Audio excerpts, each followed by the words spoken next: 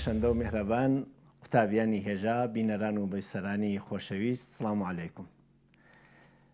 لە سەر بابەتی گفتوگۆی ئاکادمیک و کەسایەتی ئاکادمیک و تایبەتمەندیەکانی و جیاوازی لە کەسایەتی غێری ئاکادمیک و گفتوگۆی غێری ئاکادمیک زەنجیرە بابەتێک واین لە خزمەتتانە هیوادیارم هاوڕێیمان بکەن لەم زەنجیرە. وەک پێشەکی ئەبێ چاوێک لە ئینسان بکەین لە بینی باقی بوونەوەرەکانە، چون گفتوگۆی ئاکادمیک تایبەتمەندی ئینسانە. هەموو بوونەوەرێک کاتێک پێ ئەناتە سەر عەرز و تێتە دنیا بەڕووتی تێتە دنیا. ئینسانیش وەک ئەو بوونەوەرەکان بەڕووتی تێتە دنیا. بەڵام ئەو بوونەوەرەکان بە شێوەیەکی تەبیعی و غەریزی پۆشتە ئەبنەوە و ماڵ دروستکردن و خێزانگیری و ژیانیان فێر ئەبن وەک پێشینیانیان و سەدان سەدەی تریش ڕاببورێت هەر وەک ئێستا چۆنن لە ڕابردووە چۆنن هەروە ژیانەکەن. دیارە پێشناکەون، دیارە ئەگەر نەتوانن ئەدامە بدەن ڕەنگە دوایشیان بێت و تەواو بوون، وەکو دایناسۆرەکان، وەکو فیلە ماموتەکان و وەکو زۆرێ لەو بوونەوەرانەی کە باوکو و دایکی ئەمە بینیان و ئیسانیان لە ناوچوون. بەڵام بەشەر هەر لە زیادکردنایە و ئەبێت زیادکردنەکەی بەرەو گەشە و ڕشت و ئاسایش و ئارامش و ڕەوشتی بان بێت. بۆیە بەشەر خەمی نەوەی داهاتوویەسی و ئەم خەمە ئەبێتە هەوڵ و تێکۆشانێک لە مێژووە کە داهاتوو باشتر لە ڕابردوو بێت. ئەم هەوڵ و تێکۆشانە هەر لە ماڵێک و هەر لە دایکێکەوە بۆ مناڵەکەی دەست پێکات و لە کۆمەلگاوە لە لای ئینسانە خێرخواز و دڵسۆزەکان بۆ کۆمەلگاوە وەک دایک بۆ کۆمەلگا ئەبێت ببێتە هەوڵێک بۆ پێشکەوتن کە ئەم هەوڵە بە ڕەوشتی ئاکادمیک و بە ڕەوشتی غێری ئاکادمیک هەموو کات لە جوڵەیە. بەڵام ڕەوشتی ئاکادمیک بە بۆنەی تاقیکاریەکۆ لێی کریاوە، ڕەوشتێکی ئاسانە، سەریعە، دروستە، قابلی ئازمایشە، قابلی تکرارکردنەوەس و بە ئاسانی ئەتوانێت کۆمەلگا پێش بخات. حەز ئەکەین بیخێنە پێشچاو تا ئەو کەسانەی کە ئاکادمیک نێن یا ڕەوشتی غێری ئاکادمیک نازانن هۆی شەکەت بوونەکانی خۆیان بزانن و ئەم ڕەوشە هەڵببژێرن تا سەرکەوتی ئەوانیش زۆرتر بێت. ئەبێ ئەمیش بخێنە پێشچاو کە هەوڵ و تێکۆشانی زۆرێ لەو کەسانەی کە ئاکادمیک نیەن ڕەنگە زۆر باشتر لە کەسایەتێکی ئاکادمیک ڕێگەی و جێگەی خۆی دۆزی بێتەوە و کۆمەلگایکی خستوێتە پێش. بەڵام وریابین ئاکادمیک بوون بە مانای خوێنکاری زانکۆبوون نییە. ڕەوشتەکەیە کە هەر کەسێک هەڵی گرت ئەتوانێت ئاکادمیک بێت. بەڵام خۆ معلومە ئەگەر سەوادی ئاکادمیک و سەوادی زانکۆ و فێربوونی ئەوەی لەگەڵا بێ لێکدا نەکرێت لە 2 لە 3 لە 4 وە لە سەدان دەرەجە بانتر.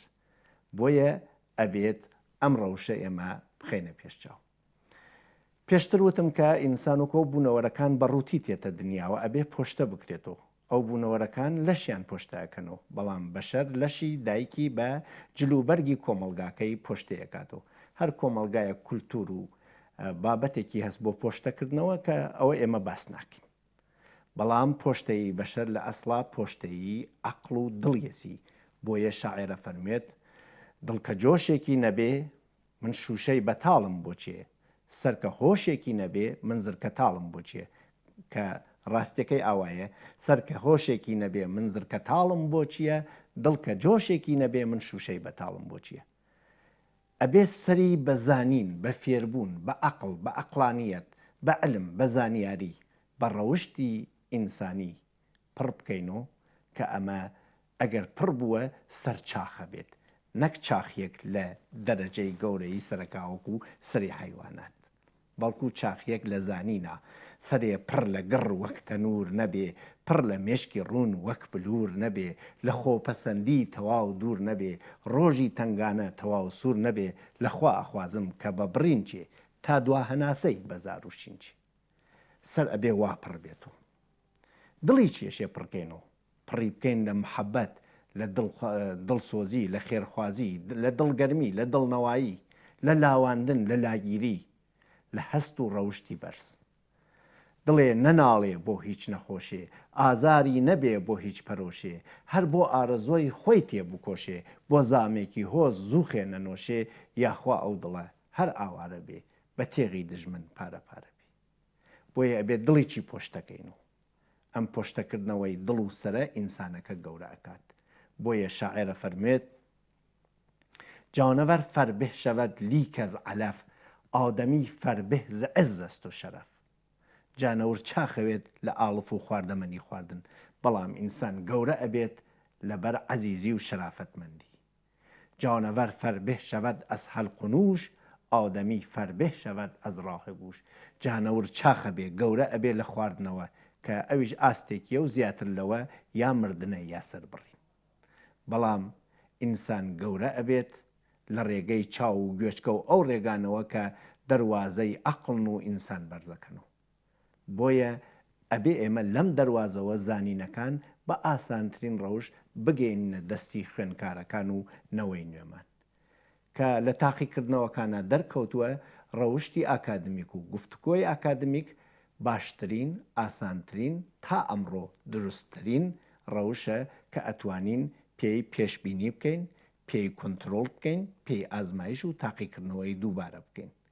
هیوادارم لەگەڵمانابن لەم زەنجیرە کە چەندین هەڵقە دەوامی ئەبێت و هەوڵەدەین ئەم تایبەتمەندیانە و ڕەوشتەکانی بخەینە پێش چاوتان. زۆر زۆر سپاس.